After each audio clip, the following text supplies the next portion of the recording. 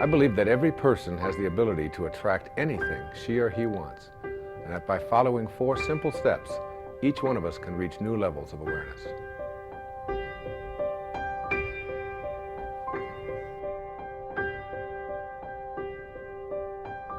The entire universe works on one very simple sentence. As you think, so shall you be.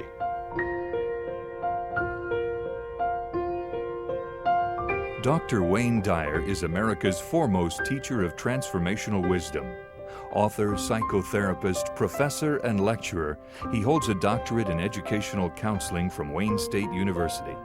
Dr. Dyer has written over 10 best-selling books, including Your Erroneous Zones, Real Magic, and Manifest Your Destiny, which have inspired 50 million readers worldwide. Now, Dr. Wayne Dyer presents his basic formula to help you change your life and get what you really, really, really, really want. Ladies and gentlemen, Dr. Wayne Dyer.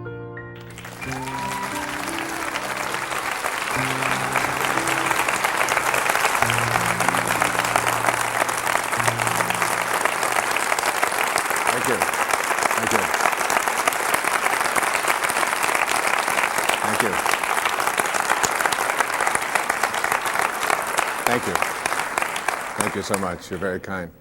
I will be speaking this evening about something that's very dear to my heart. It's not really a canned speech. It's not something that I've memorized. I don't speak from notes. I speak from my heart about something that I work on each and every day in my own life. It is about a process that has been a growth thing for me. The idea of there being levels of awareness, ordinary human awareness, and higher levels of awareness are something that you can do a lot of reading about and you can study spiritual literature. But until you begin to put it into practice and live it each and every day, it really just is something that is distant and more academic. What I will be attempting to do here this evening is to share with you some very specific principles that I have studied and practiced with my family, with my wife particularly, and our children, and my extended family. I am not here to proselytize for any particular point of view. I don't represent any religion. I'm not organizing anybody or encouraging anybody to join anything. I have never been a joiner. I don't pay any memberships anyplace. I really don't think of myself as a very organized person, period. I think a truth is a truth very often until you organize it. And then it becomes a lie very often because the organization becomes more important than the truth that we're attempting to teach. So this is not really about getting people to agree with me. When I was back in school, I had professors who used to say, if you want to understand poetry, or if you want to understand a great novel, or if you want to understand a great movie or enjoy it, what you have to do is practice what he called willingly suspending your disbelief. So that when you go into a movie theater, for example, you will see a two-dimensional screen. And you don't walk in and say, well, that's just a two-dimensional screen with a lot of images that are being projected from the rear of the room from a projector, and I'm not going to allow my emotions to be impacted or affected by a silly little thing like a projector. If you did that, you would not be able to enjoy the movie. What you do is you willingly suspend your disbelief. You just let go of any of your doubts, and you just allow yourself to be entertained for a couple of hours. And you say, like, all right, Nicolas Cage can exchange faces with another man, all right? That's a possibility. I'll buy it, all right? And they can go home and convince their wives, even though they've just exchanged faces and nothing more, which was always a surprise to me, that this thing's really happening. But what I'd suggest to you is that if you argued with that and said, oh, this is ridiculous, or this is just not possible, that you wouldn't be able to enjoy the movie. And I suggest that you take what I'm speaking about here this evening Some of it will conflict with some of the things that you have been conditioned to believe in, some of the things that you may hold very dear to your heart. And I'm not here to challenge them. I'm not here to get you to change your point of view. I'm not here to get you to join some organization that I think will get you to be more enlightened.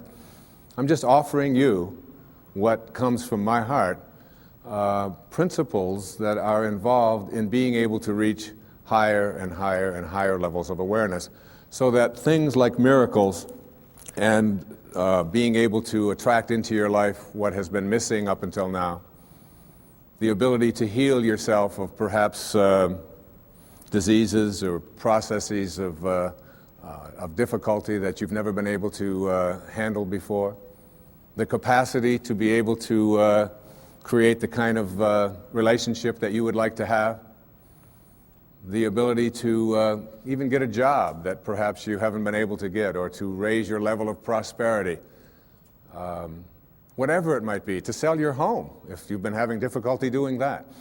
That there is an energy in the universe. There is something that is in each and every one of us. And it's also in the universe. And you are connected to it in a way that is often perceived to be aloof from us, because it's invisible, because it's in the world of what we call spirit, the world that is not material. And I would like to suggest that you suspend your disbelief, allow yourself to know that you're not a human being here having a spiritual experience, but that it's the other way around, that you're a spiritual being having a human experience. And the quality of your human experience is really much more dependent upon how you use this invisible intelligence and how you connect to this energy. And once you have an awareness that you can never be separate from it, that you and it, and whatever you call it, it doesn't matter.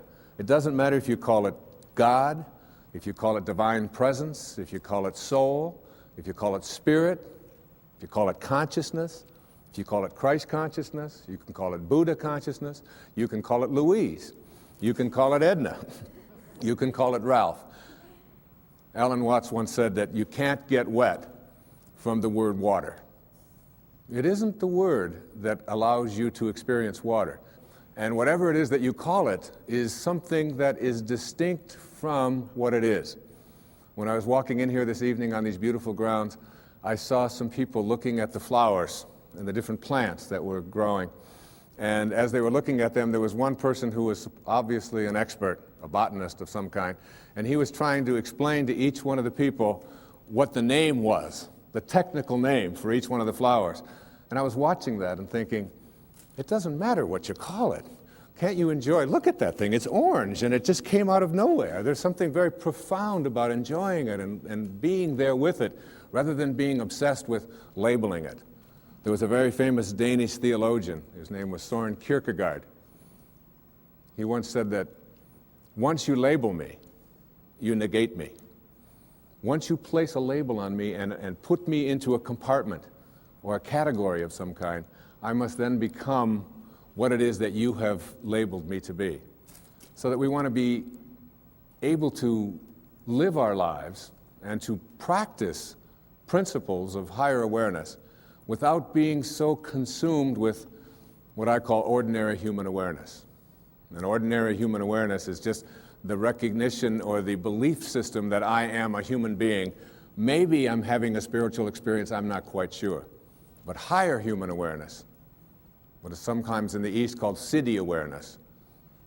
In the West, it's been called higher consciousness or Christ consciousness. There's many names for it. But when you get beyond just knowing yourself as this body and this personality and this thing that you inhabit, and begin to realize that who you are is that which was never born and can never die, when you recognize your eternal self. And that's what this program is really about. It's really about recognizing the power, the energy, the capacity to be able to do what it says in some of the most holy books that you've ever read, that even the least among you can do all that I have done, and even greater things. And that's not just empty words from Holy Scriptures. That's a very powerful lesson that each and every one of us can practice and live every day. What I'd like to suggest to you, and what this program is really about, is that there are higher levels of awareness that are available to us. A level of awareness that allows us to do things like, and it may sound a bit strange, but to manage the coincidences of our lives. To be able to place our attention on what it is that we would like to create for ourselves in our lives. To literally have the power to know that if I think about it and I keep it there and I keep that picture firm within me, that there is an energy, a source, a capacity within me that is in the universe and that is also in me. And that I can use this energy, that I can manage it. There are many ways to get the things that we want for ourselves in our lives. But basically, it all begins with how we choose to think. As you think, so shall you be. 7 little words that I think are perhaps the most important things that we can learn and master in our lives. This old proverb notion that I become what I think about all day long. And once you know that what you think about is what expands, you start getting real careful about what you think about. You don't allow your thoughts to be on anything that you don't want or that you wouldn't want to have manifest or show up for you in your life. Emerson said, the ancestor to every action is a thought. And you can look at every spiritual tradition, whether it's Eastern or Western, whether it's ancient or modern, whether it's civilized, quote, or uncivilized, quote, whether it's tribal. And there is, in all of these persuasions, this idea that inside each and every one of us, in a place that is not material, in a place that has no dimensions, in a place that has no boundaries, that in each and every one of us, we have this power, and we have this intelligence, and you can never see it. I've often said that when you die, if you're going to die, and 5 minutes before you're ready to leave, they weigh your body, and let's say it weighs, let's pick a good number, 150 pounds, all right? And then life leaves your body. And they weigh your body instantly after you're dead. And it still weighs 150 pounds. So that your body weighs the same alive or dead before it begins to deteriorate. And if that's the case, then your life, this thing that leaves your body and your body still weighs the same, is weightless. Your life is weightless. You can't put a dimension on it. You can't put a measure on it. Who you are is that life. And that life is not in the dimension of material. It's like if I want to wiggle my finger, I just have to have a thought. And the thought says, I think I'm going to wiggle my finger. And then I do this, and you say, well, that's really no big deal. But it really is a big deal. Because there's something invisible in here that says, I'm going to wiggle my finger. I've never seen that. I've never been able to, you can put that under an x-ray, you can try to measure that and find out what it is in there that allows you to say, I'm going to wiggle my finger, and you can never find it. It's not in this world, if you will. So I can do all the scientific studies, and what I can do when I do these scientific studies is I can find the command center inside of me. And I can go to the brain and I can point to a specific point, and scientists can do this and say, there's the command center which allows you to have a thought, I think I'm going to wiggle my finger. But there's no computer and there's no scientists and there's no technology that can ever allow us to go inside and say, there's the commander in the command center. Can't find it. And that commander in the command center, that weightlessness, is the part of us that we just don't pay enough attention to. And what I'd like to suggest here this evening is that once you start becoming aware of the power of thought, and if you look around, just look around you at everything that you see, it all began with a thought. We become what we think about. And that is probably one of the most important principles in learning to manifest. But in my mind, as I think about this idea of getting what you really want and being able to attract it into your life, what we have to look at is basically the obstacles that we have conditioned ourselves. And you notice I say that we have conditioned ourselves, because I have never believed that we need to be putting the responsibility on someone else. If you're conditioned, it's because you have allowed yourself to become that. And if we've conditioned ourselves to believe certain kinds of things, and one of the things that we kind of believe and hang on to and live with is this whole idea that all of the things that happened to me in my past are what are keeping me from doing what I'd like to do today. So we hang on to these things and we fill ourselves with blame. We say, I'm the middle child. I'm the youngest child. I'm the oldest child. You know, I'm an only child. Any one of those is a great excuse. You know, if you're the youngest child, you can say, well, you know, how could I be making decisions for myself and be a fully functioning person today when I always had somebody else telling me what to do my whole life? How could I think for myself? If you're the oldest child, you can simply say to yourself, well, how could I be expected to think for myself? I always had to think for somebody else. I was always doing it for somebody else. And that leaves the middle child, you know, the classic identity crisis. Oh, poor me. My mother didn't even know my name. She was always calling me by this one's name or that one's name. So I don't know where I fit in. So that takes care of everybody except the only child. And of course, the only child, well, your parents looked at you and said, we won't be doing that again. Huh? You have to live with that, I don't. Huh?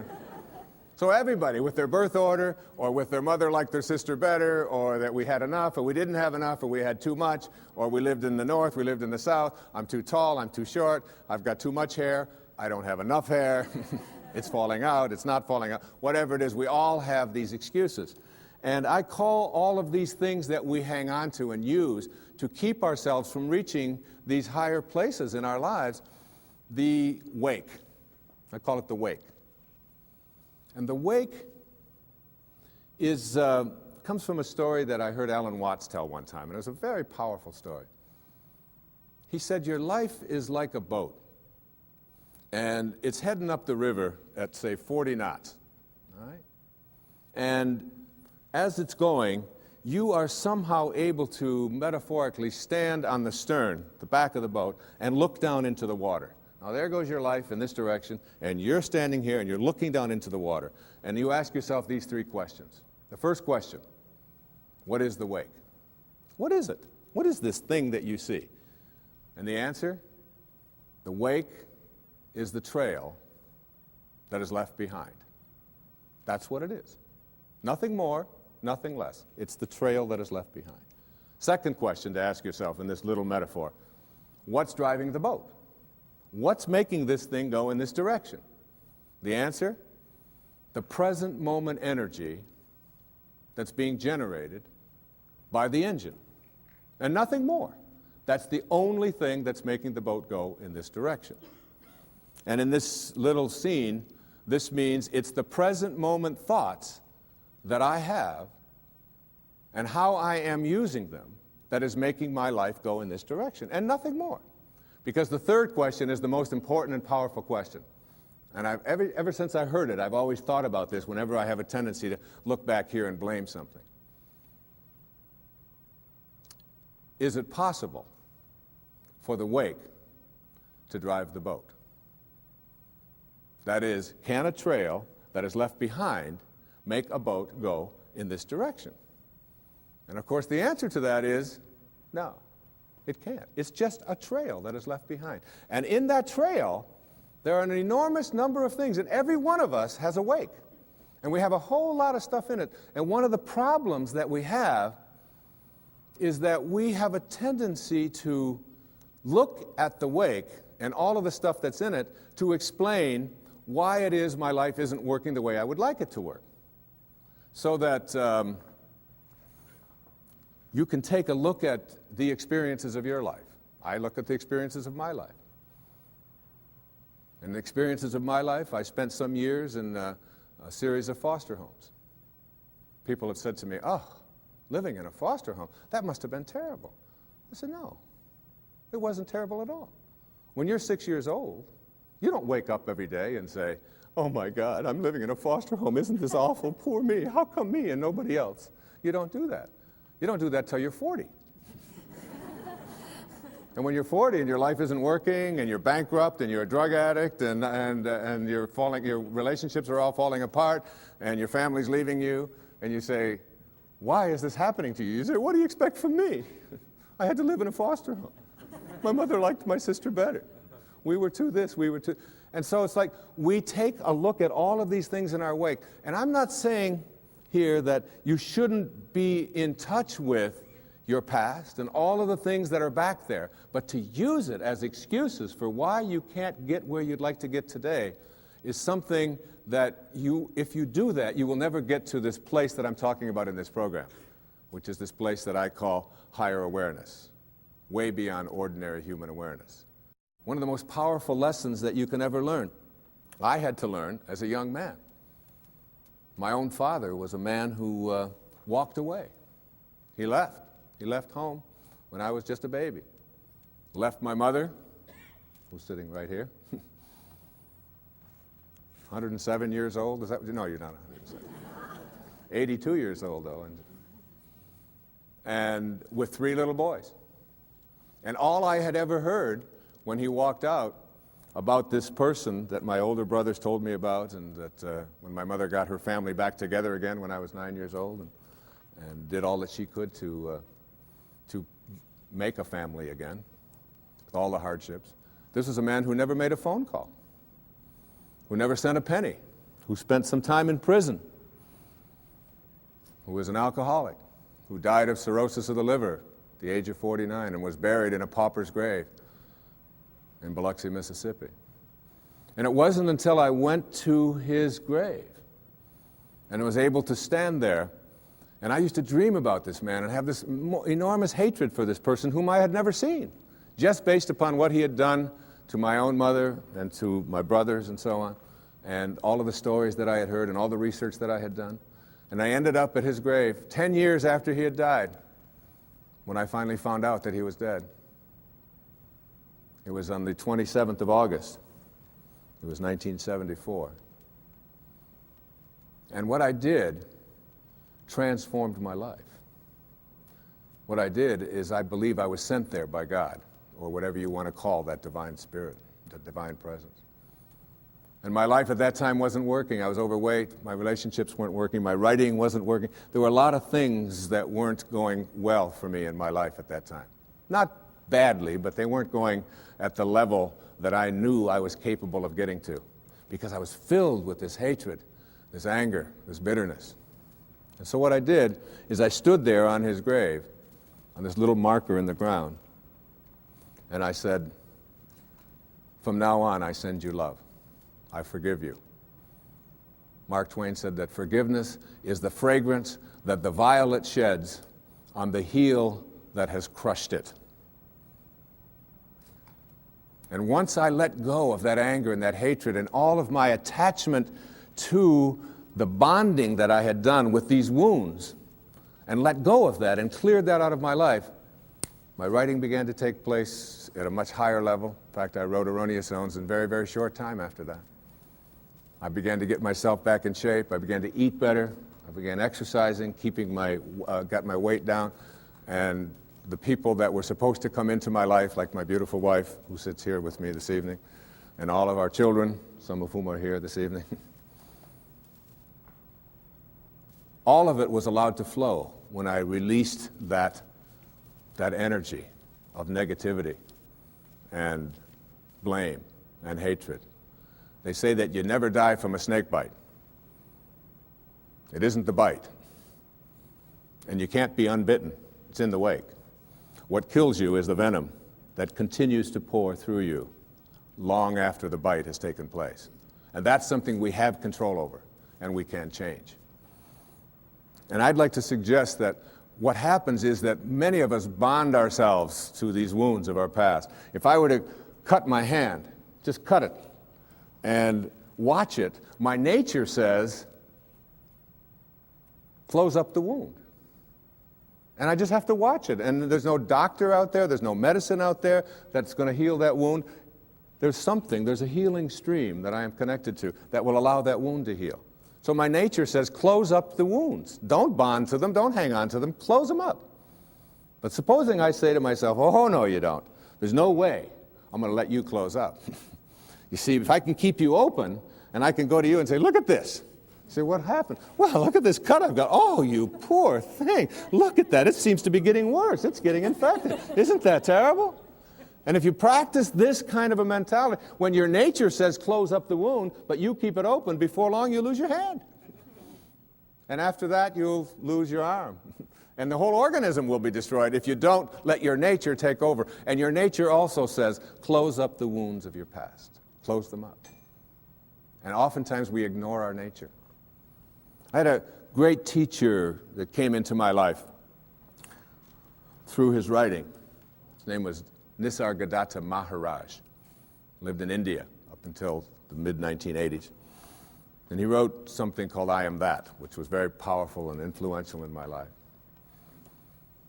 And one of the things that he talked about when he was asked the question, what's the difference between, say, a saint or a highly functioning human being, a spiritual master, a spiritual teacher, and the rest of us, is that they have unconditional love in them and you don't, or we don't? And he said, no. He said, saints have unconditional love in them, and so do you. He said, the difference between ordinary human awareness and higher awareness people is that they have nothing else inside of them. That's all they have. And it's almost like we have to learn how to get that in ourselves, to be able to, well, I always like to use a metaphor of an orange. I love the orange. Perhaps living in Florida is why, but an orange is a simple metaphor. You take this orange and you squeeze it as hard as you can squeeze it, and you ask yourself, what will come out? And what comes out when you squeeze an orange? Orange juice. Never, no matter how many times you squeeze it, will apple juice come out. There's no mistakes. You'll never get grapefruit juice out of this thing, ever. The only thing you'll ever get out of it is orange juice. And the next question is why? Why when you squeeze an orange, as hard as you can squeeze it, does orange juice come out? And I asked that question up in Toronto one time, there's a little girl sitting right in the front row. She said, that's dumb. She said, that's what's inside. It has to come out. I said, well, that's the answer. You are really smart. And she smiled, and she thought that was great. But that's the truth. The reason that orange juice comes out when you squeeze it is because that's what's inside. Now you extend the metaphor, and someone squeezes you. That is, someone says something about you that you don't like. Someone behaves towards you in a way that you find offensive. Somebody does something or says something to you that you feel hurt by. And out of you comes anger, hatred, bitterness, tension, fear, anxiety, stress. And immediately you say, the reason that comes out of me is because of how he said it, or the way that she said that, or because they did that. But the truth is, the reality is, that what comes out is what's inside. And if you don't like what's inside, you can change it. Now, if you ask me, how does orange juice get inside of an orange? I would say, I don't know. I can't figure it out. That's a mystery to me. I just enjoy the oranges of my life and give God the credit for that. A lot of people think that other things make them the way they are. They will blame their past, they'll blame their parents, they'll blame the economy, they'll blame the Ayatollah, they'll blame somebody for things that are going wrong in their life. And one of the favorite things that we have to blame for why I'm upset at a particular moment is something called traffic. Traffic made me upset. And I've always reminded myself when I'm in a jam or when I'm on the freeway and I'm trying to get someplace, that traffic doesn't care.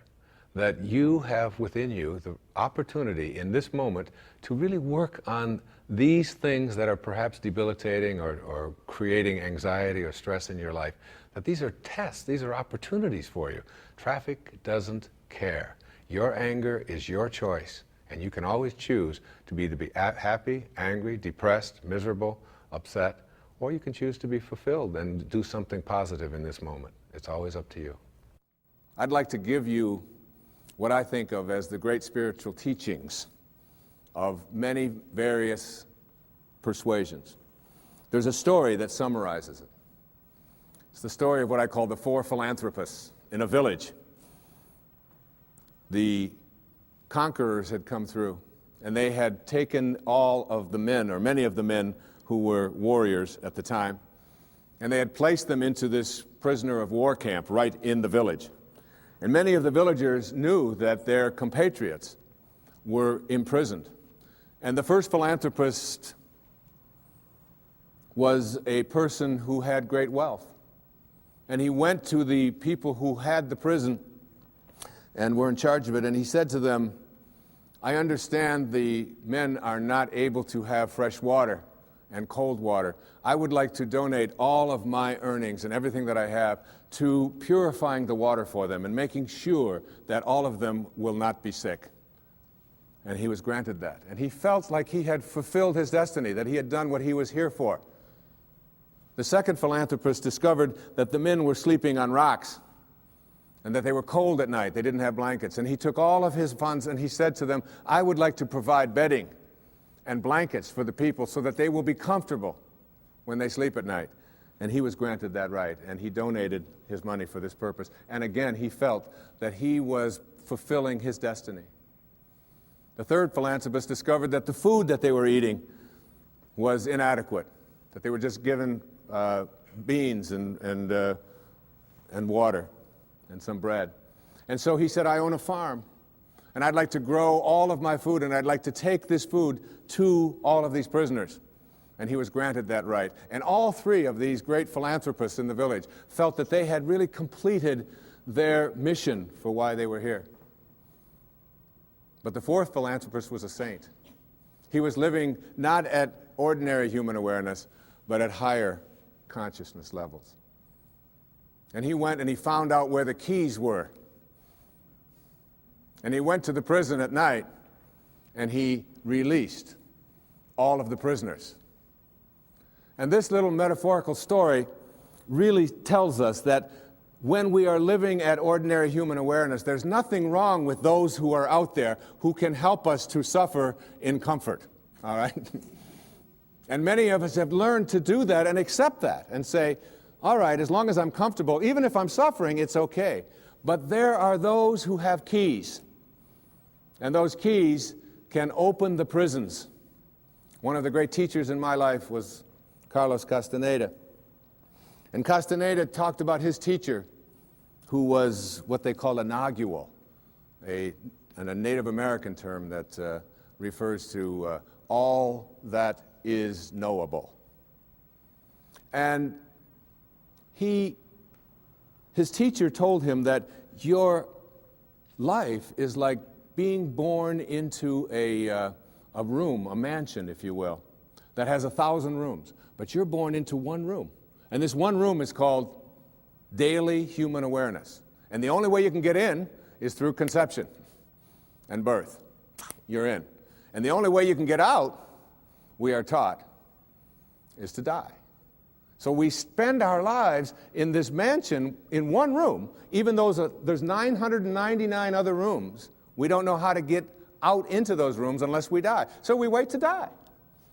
And what his teacher told him is, I can teach you how to get out of the room of daily awareness and into the other 999 rooms. And if you stay with me and learn all that I have to give you, I can teach you how to get out of the house altogether without having to die. And what we have to do in order to get to that place where we can take the keys and unlock the self-imposed prisons, or the prisons that we have given ourselves on the basis of what we have come to believe is our limitations, what we can and can't do. We have to let go of that. And I call it rewriting our agreement with reality. We literally have to make a whole new contract with what it is that I perceive to be what is possible for me.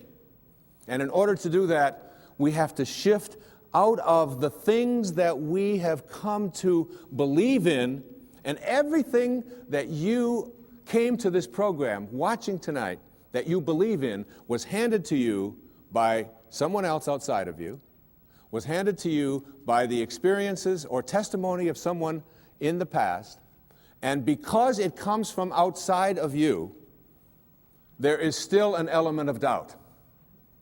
And this element of doubt isn't bad, but it keeps you from reaching higher levels because what you think about is what expands. And if you're thinking doubt, then doubt is what expands.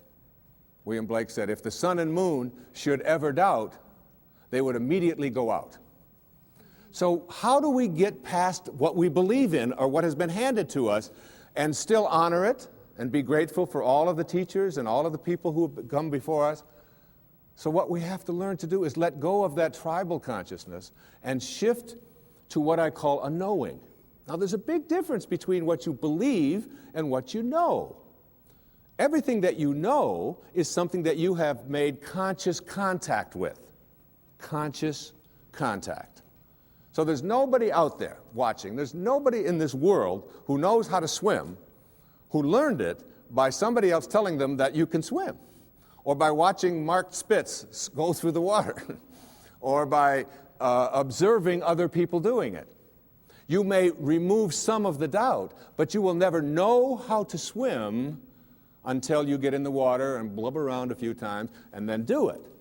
And then you'll have a knowing, and that knowing is something that you'll never lose, just like riding a bicycle or dancing the Macarena or making a lemon meringue pie or anything that you know how to do. It's because you've made conscious contact.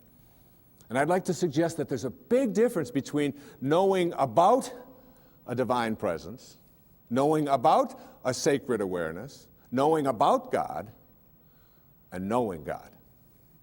There's a big difference.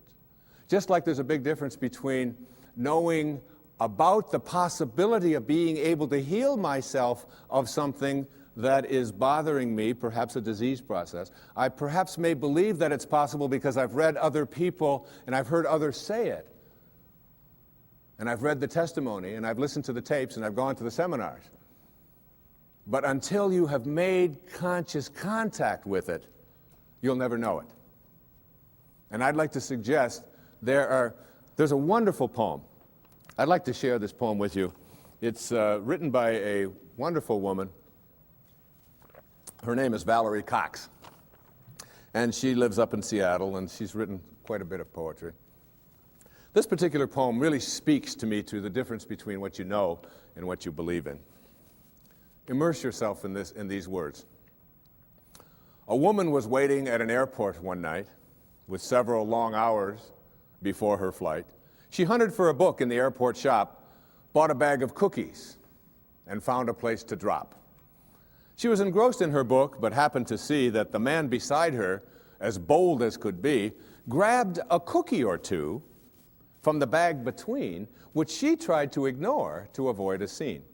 She munched cookies and watched the clock as this gutsy cookie thief diminished her stock. She was getting more irritated as the minutes ticked by, thinking, if I wasn't so nice, I'd blacken his eye. With each cookie she took, he took one too. And when only one was left, she wondered what he'd do. With a smile on his face and a nervous laugh, he took the last cookie and broke it in half. He offered her half as he ate the other. She snatched it from him and thought, oh, brother, this guy has some nerve, and he's also rude. Why, he didn't even show any gratitude. She had never known when she had been so galled, and sighed with relief when her flight was called. She gathered her belongings and headed to the gate, refusing to look back at the thieving ingrate. She boarded the plane and sank in her seat, then sought her book, which was almost complete. As she reached in her baggage, she gasped with surprise. There was her bag of cookies in front of her eyes.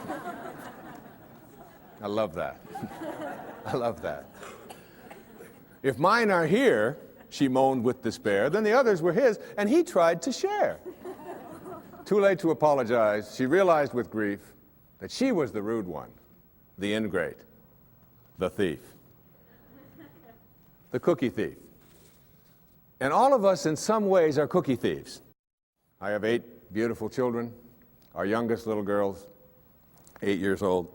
One of the things that you do when you become enlightened and become a guru, like me, That'll be the day.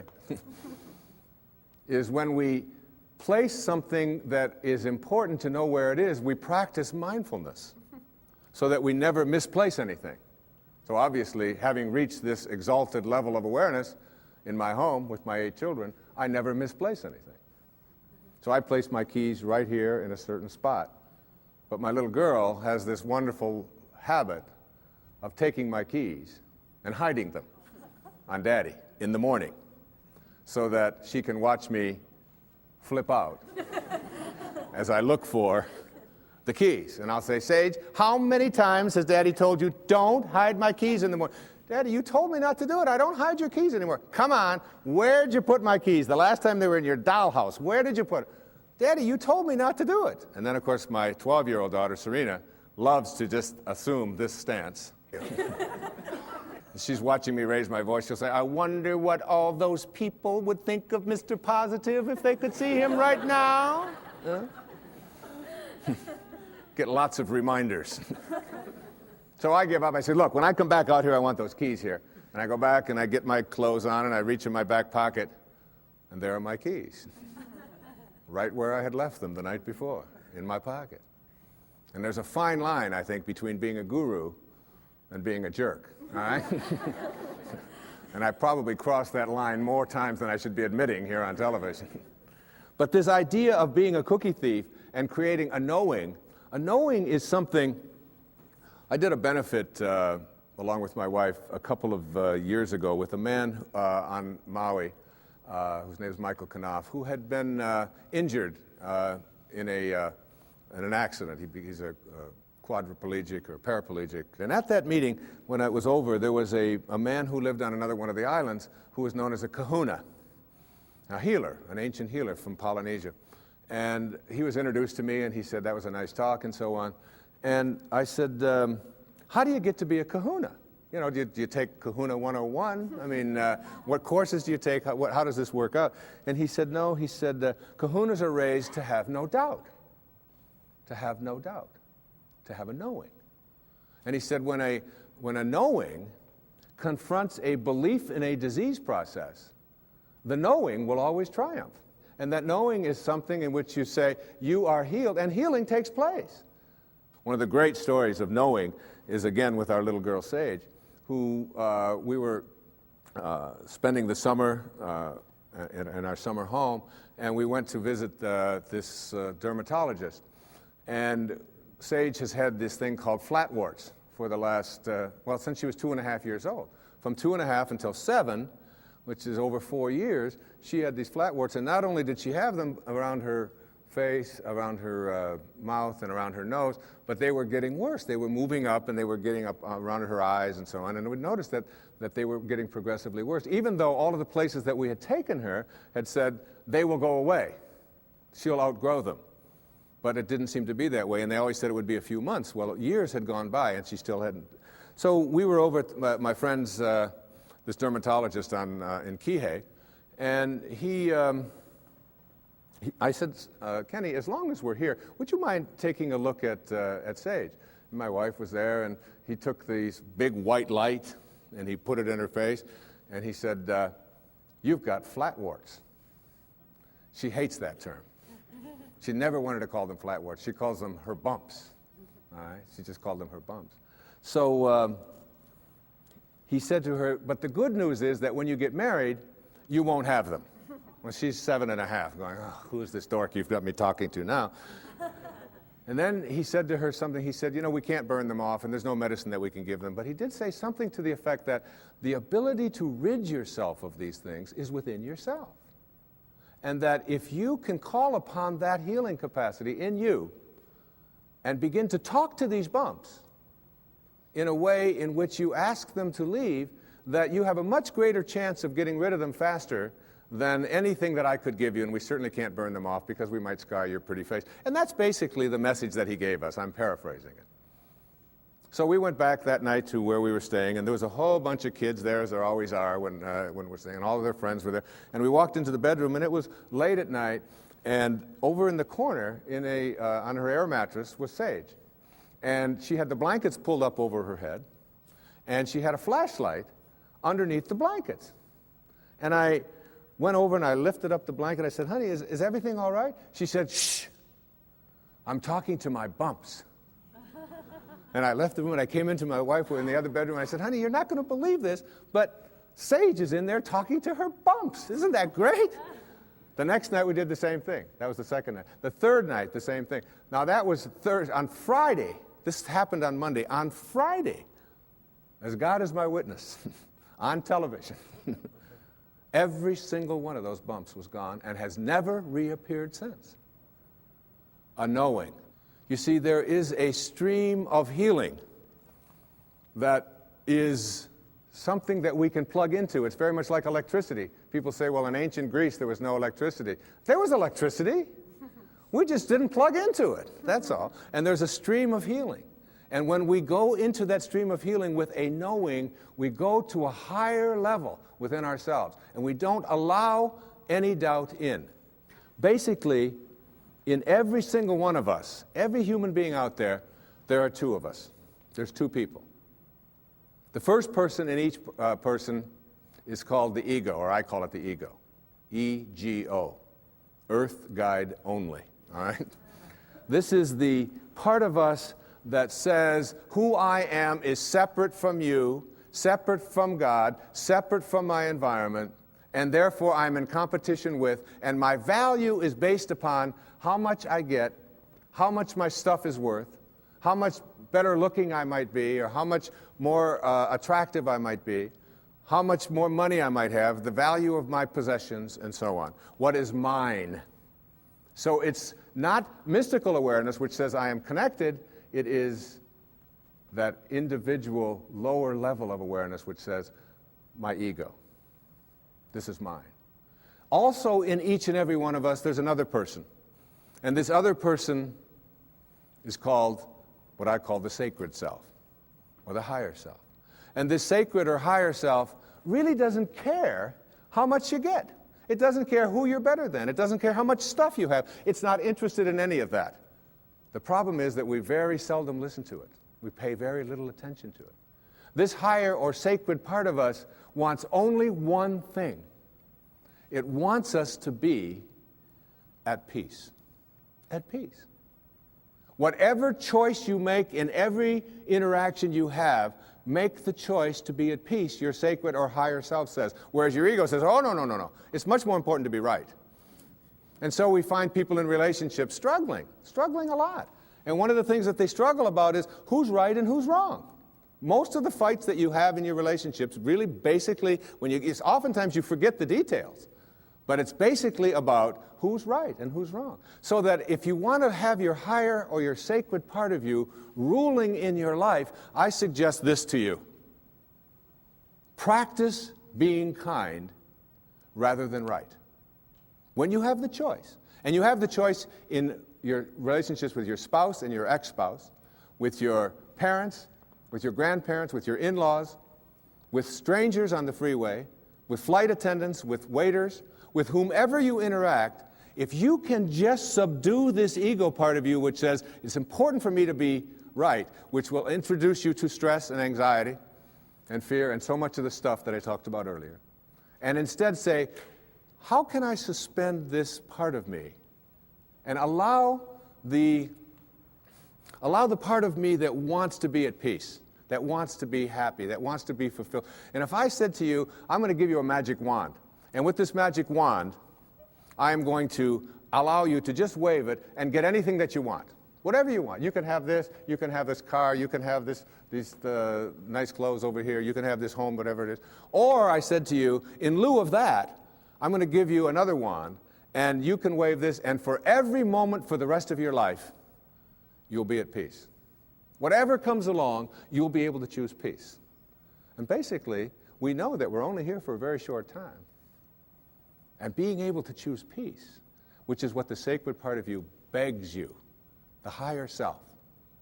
Once you get that, you begin to shift away, and you stop telling yourself that the people who are close to me, in relationship with me, are the people who don't belong there.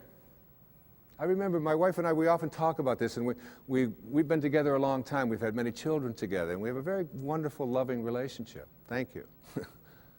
But we'd often, and one time I said to her, or she said to me, you know, we love each other, but this doesn't sound like love. Sometimes the way we talk to each other doesn't sound like love. Let's practice with each other, being kind rather than being right. And it was transformative that when we had that walk.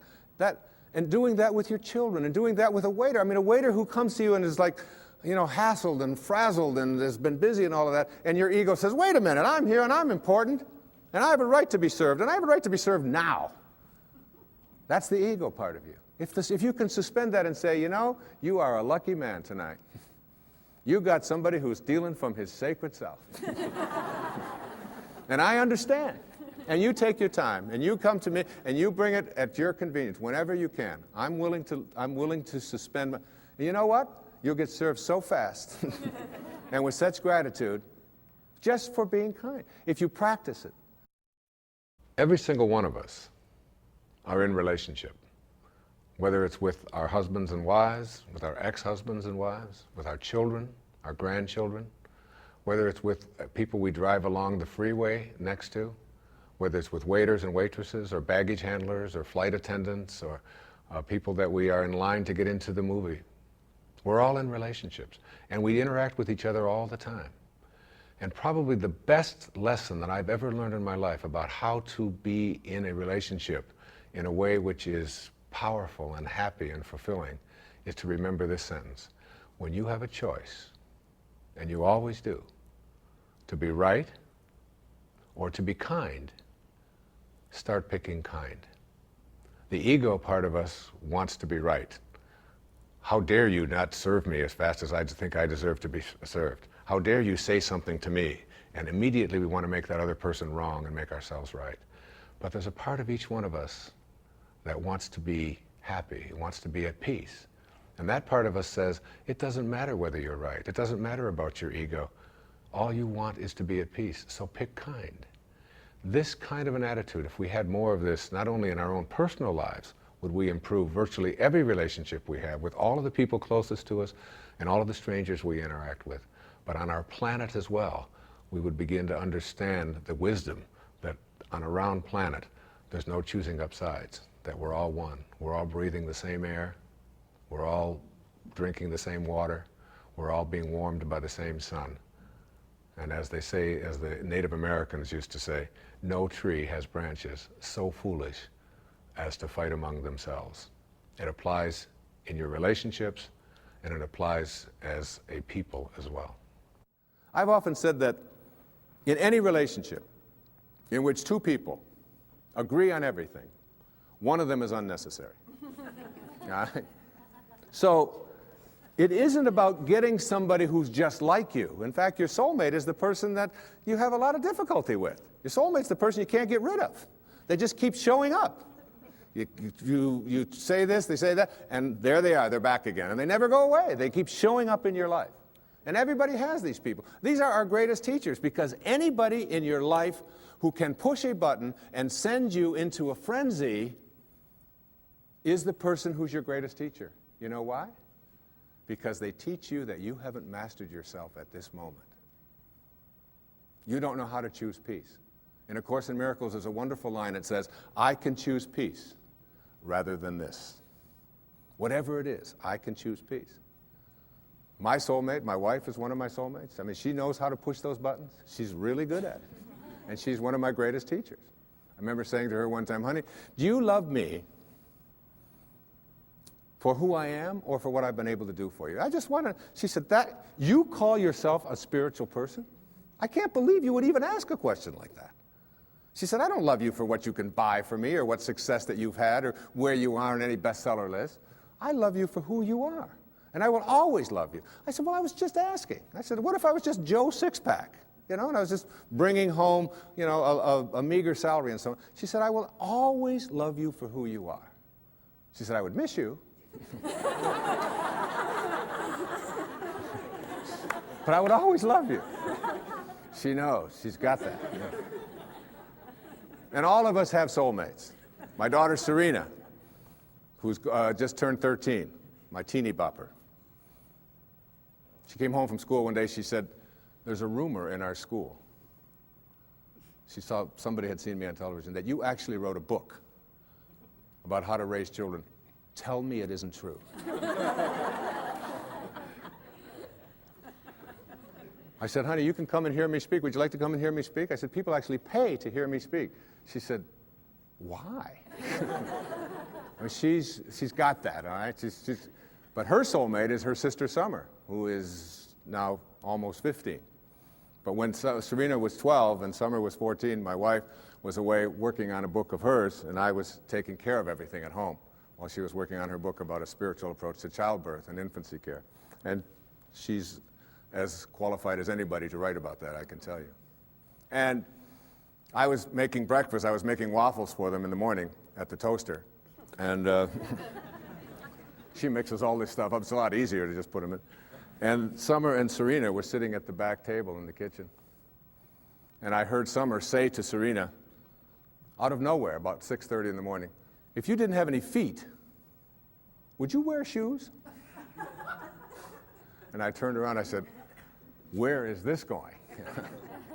And Serena went, that's ridiculous. What do you mean if I didn't have any feet, would I wear shoes? She said, of course not. And Summer said to her, then why are you wearing that bra? Everybody's got a soulmate. Stormed out of the room, and it was all... But it isn't the people who agree with us, it isn't the people who tell us the right thing, it isn't the people who always find us, just perfectly smelling good and so on. There is an element of understanding that everybody who shows up in our life has something to teach us. Many people have said to me that they have observed in my writing and in my teaching over the years that I have changed. I've evolved, if you will. That when I first wrote Erroneous Zones and Pulling Your Own Strings and books like this, that I was really talking about something much different than I'm talking about today, which is spirituality, higher awareness, higher consciousness, and it's true. Because one of the great teachers, again, in my life was Carl Jung. And in Modern Man in Search of a Soul, he said that there are archetypes, there are stages that we go through when we reach adulthood. He said those stages work like this. He said it starts out with the athlete when you reach adulthood. And he called it the athlete, not as a put down of athletes, but as the time in our adult life when our primary emphasis is on our body. What it can do, how strong it is, how fast it can run, how much it can lift, how beautiful it is, and so on. And we believe that we are a body, if you will, perhaps with a soul. He said the second stage is what he called the stage of the warrior. And this is the time in our adult life when we take ourselves out of our physical self, if you will, and we take this body out into the world, and we do what warriors do, which we attempt to conquer, we attempt to defeat, we attempt to get as much as we can. It's the age of the ego. It's the time when we're saying, what are my quotas? What's in it for me? What can I get? And we go through that stage. And I believe that I was writing earlier in my life to teach people how to be better athletes and better warriors, because that's where I was in my life in those days. And the shift has taken place for me as well. Jung said that the third archetype is what he called the archetype of the statesman or the stateswoman. And this is when we finally get to a place in our adult life when we stop saying, what's in it for me? How much can I get? How much can I accumulate? And we begin to ask the question, how may I serve? What are your quotas? And serving others becomes much more important than our own egos, until ultimately we reach what he called the stage of the spirit, the archetype of the spirit, when we finally begin to recognize that this is not our home. What it means in the holy books when it says, you are in this world, but you are not of this world. And these four stages represent also where we can look at our own self. How am I doing going through these? To what extent do I find myself consumed with my own quotas? What's in it for me? How much can I get? And ask ourselves that question as we begin to interact and deal with other people. Being able to manifest, being able to attract into our lives what it is that we'd like to attract into our lives boils down to a formula that I'd like to share with you here this evening. And this formula is one that everyone that I know who is able to get things into their life practices this. I call it the 4 reallys. All right? So that what you really, really, really, really want you will get. And these four really each of them stands for something. And if you look at people who are good at, some people call them lucky, some people call them highly spiritual, whatever it might be, but they are good at getting what they want in their lives. And here are the four reallys. The first one says, I wish. So what you really wish for, everything that you'd like to get into your life starts with a wish. It's a thought. I wish I could get that job. I wish I could get that promotion. I wish I could lose weight. I wish I could get rid of that addiction that I have. I wish I could, whatever. It's a wish. So what you have to start with a wish. The second really stands for what you desire.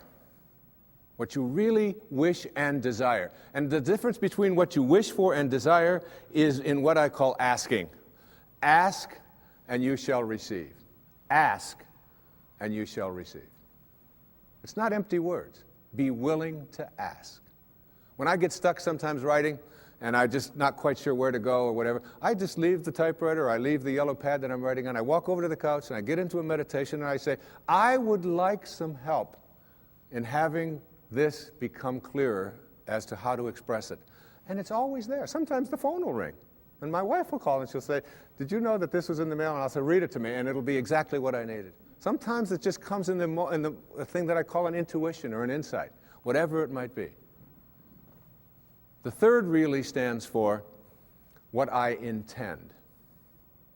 So now you shift away from what I wish for and ask for, and you frame it in such a way that you intend to create it. I intend to create this, whatever it might be, whether it's a healing, whether it's a losing of weight, whether it's getting rid of an addiction, whether it's creating prosperity. I intend to create it. And if you notice people who are good at manifesting, they don't mince those kinds of words. I will do it. And someone will say, well, what if it doesn't work out? You say, well, then I'll just learn whatever I have to learn from it not working out. But I intend to create this in my life. There's an intention, and the intention is so powerful that you become independent of the good opinion of other people. You're not checking it out with the tribe. You're not checking it out with what everybody else out there said you should do or shouldn't do. You're saying to yourself, I intend to create it. And I often tell people, don't tell anybody else about what you want to manifest. Don't make it a big statement. Instead, keep it to yourself. And they say, why do you want to say that? I say, because the minute that you do, you invoke ego. And in quantum physics, there's a simple line. It says, particles themselves are not responsible for their own creation. Another way of saying that is the way St. Paul said it. That which is seen, he said, hath not come from that which doth appear. That is, the source of everything over here, it's not over here. It's in this invisibleness. And once you invoke ego, you have to defend it, you have to explain it, you have to get the tribe involved in it, and before long, you've lost the capacity to manifest. It's a spiritual journey. Inspiration, in spirit. When you're inspired, in spirit. The fourth really stands for passion. Passion. That is, I am absolutely passionate about it, and I intend to create it with that love. One of the great books that one of my teachers sent to me from ancient India, written like 3,000 years ago, has a line in it that says, to attempt to manifest what you want without passion is like dressing up a corpse. So you take this corpse, and you put a tuxedo on it, and you dress it all up, and you put all the makeup on it, and you take it out into the world, and you say, now see what you can get for me. But basically, it's dead inside. And if it's dead inside, that is, if it lacks passion, if you lack passion, you're not going to be able to attract it into your life. So what you wish for, ask for, intend to create, and have passion about, you'll get. You'll get it. That's the good news. The bad news is that what you really, really, really, really don't want, you will also get. And this is one of the most difficult things for people to understand. And when you're dealing with the tribe and you're dealing with what is and what everybody else tells you is impossible, and somebody might be watching this and say, well, that's just a lot of nonsense. I mean, you can't just put your attention on something, think about it, and have it come true. It involves a whole lot of other stuff like that. You see, Here's how it works. You cannot attract thin from I hate being fat. Because if what you think about is what expands, and what you're thinking about is hating being fat, then hating being fat is what you will continue to manifest. You act upon what you think about. You cannot attract prosperity from an inner consciousness that says, I hate being poor, I despise being poor.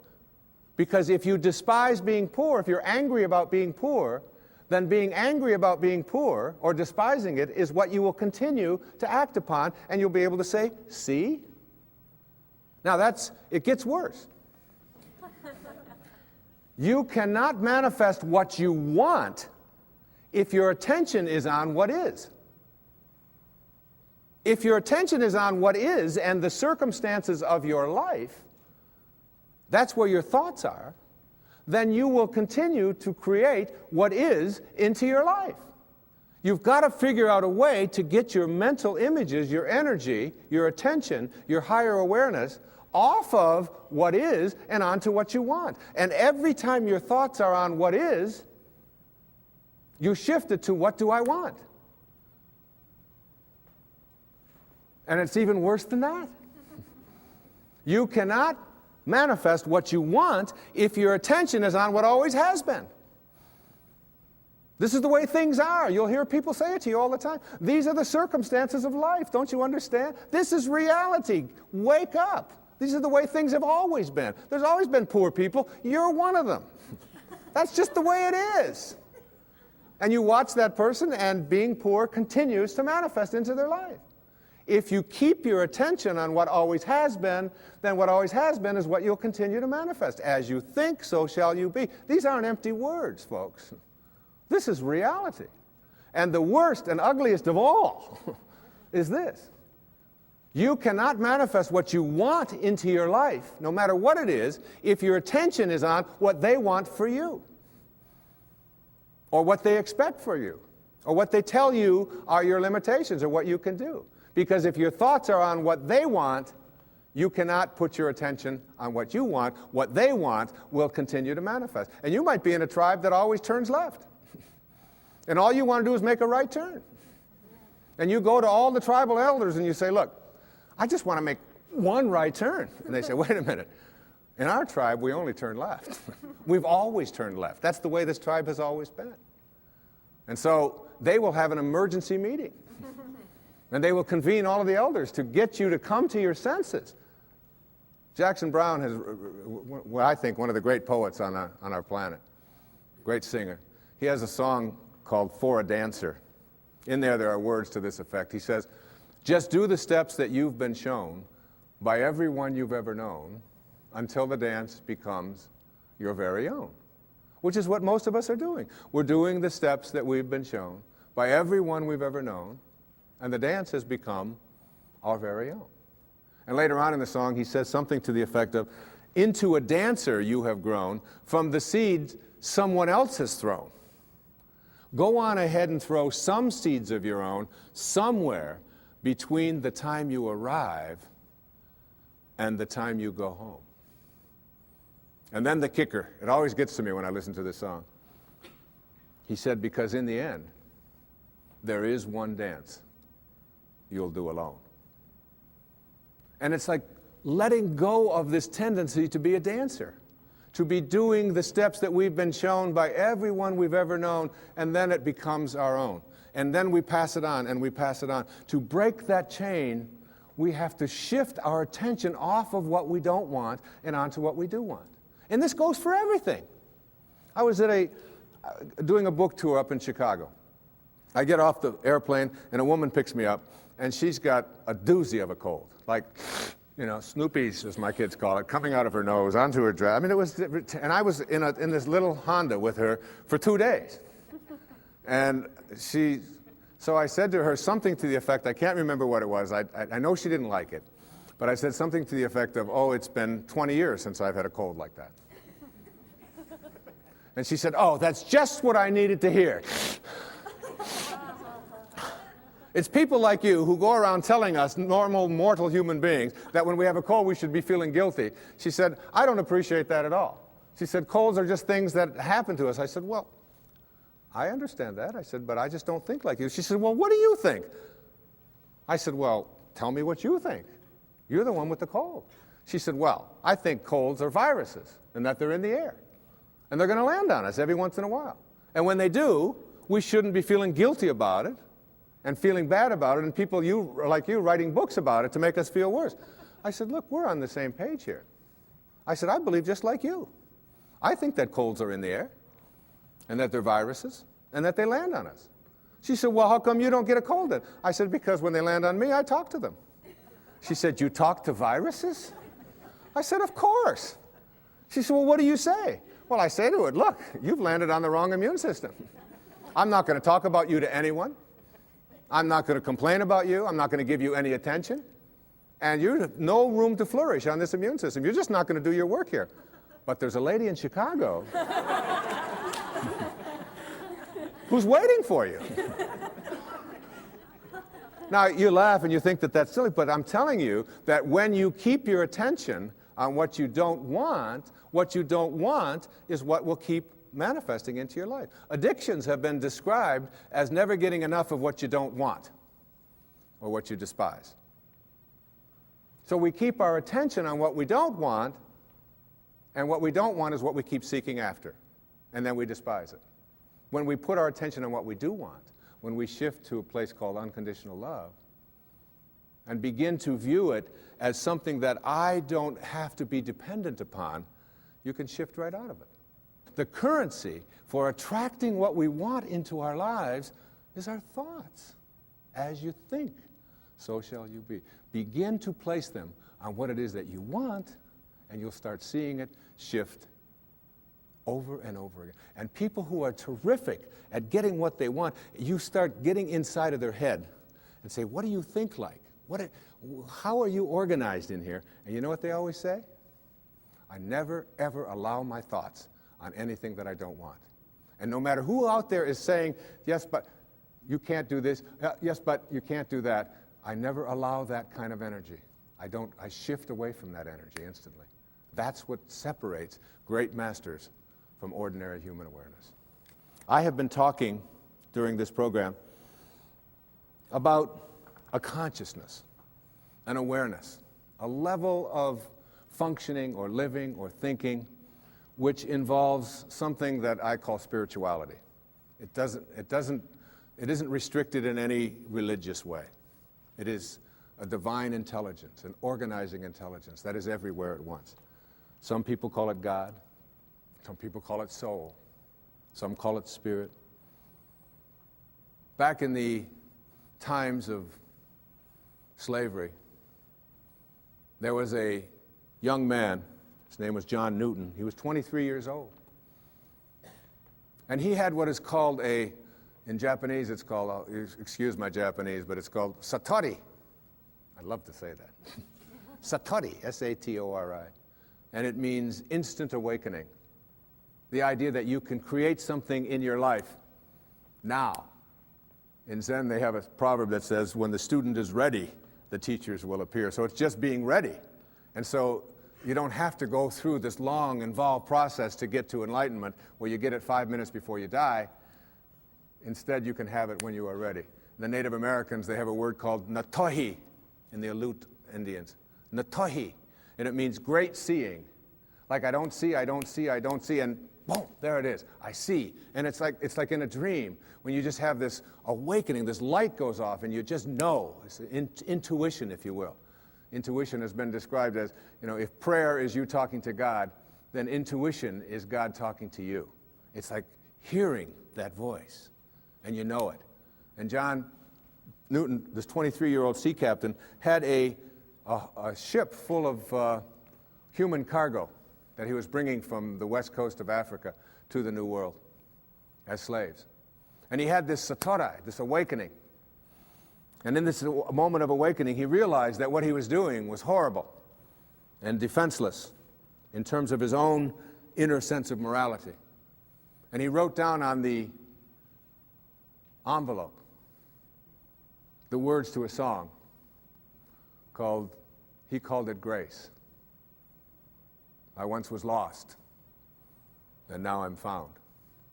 And it was grace that taught my heart to feel. It was grace that brought me home. He shifted away from his material world and his being a warrior to being a spiritual being in an instant, which is available to every single one of us. And he wrote these enduring lines. And I have asked my beautiful 16-year-old daughter, one of 6 beautiful daughters that I have. Her name is Sky, and she's just 16 years of age. And she really, in my heart, I've often said to my wife that Sky is just about one of the nicest human beings I've ever known. The fact that she's my daughter, I know may sound like it's prejudice, but this is a person who comes every night and says, I love you, to not only my wife and to myself, but all of her brothers and sisters, who is kind beyond anything I could ever imagine. And you know, from the time that she was a baby, just this high, she always knew what she wanted. She knew. She didn't believe, she knew. I'm going to be a singer. And I'd say, well, Sky, you know, you've got to study this. She said, no, I'm going to be a singer. And she would never hear of anything to the contrary. And if we were walking through a mall and someone would say, and she'd be 2 years old, up to my knees, and someone would say something to her, she would just sing a song for them. And she'll do it at any time. She had that knowing. She really, really, really, really, with passion, has always known it. And sings all the time and lightens up our house and my life and my wife's life in just the most magnificent of ways. And I asked her if she would please come tonight and sing this song for this program, to close it with as beautiful a rendition of Amazing Grace. And listen to the words. It isn't just my pride in my little girl singing. It's the message of finding yourself and reaching that higher level. So, ladies and gentlemen, my beautiful daughter, Sky Dyer, singing Amazing Grace.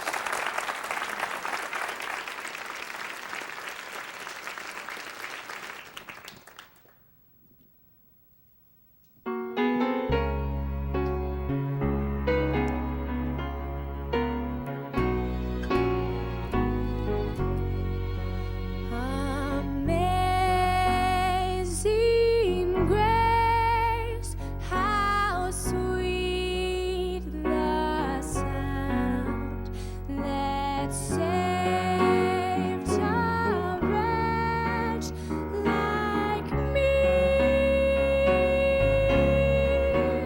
I once was lost, but now am found. Was blind, but now I see. 'Twas grace that taught my heart to feel, and grace my fears relieved.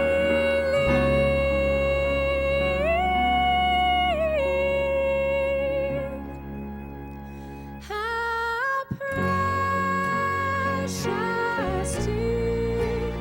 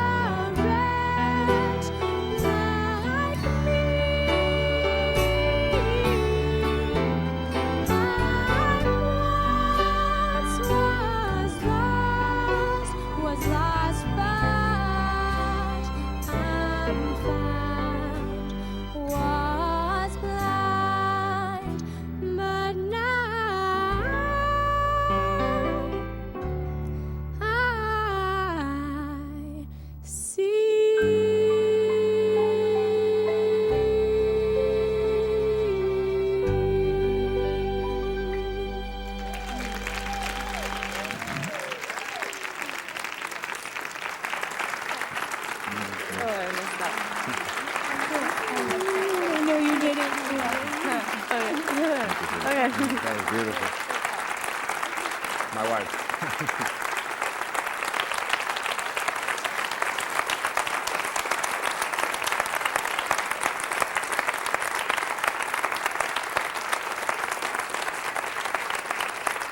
I once was lost, and now I'm found. The message of that song is the message of this program.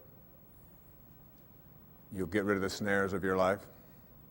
You'll let go of all of the things that keep you from reaching that exalted level of spiritual awareness. And you'll find yourself coming home.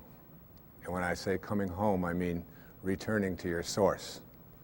Not the ego, which believes you're separate from it, but your sacred, highest self, which knows. God bless you, and thank you for watching.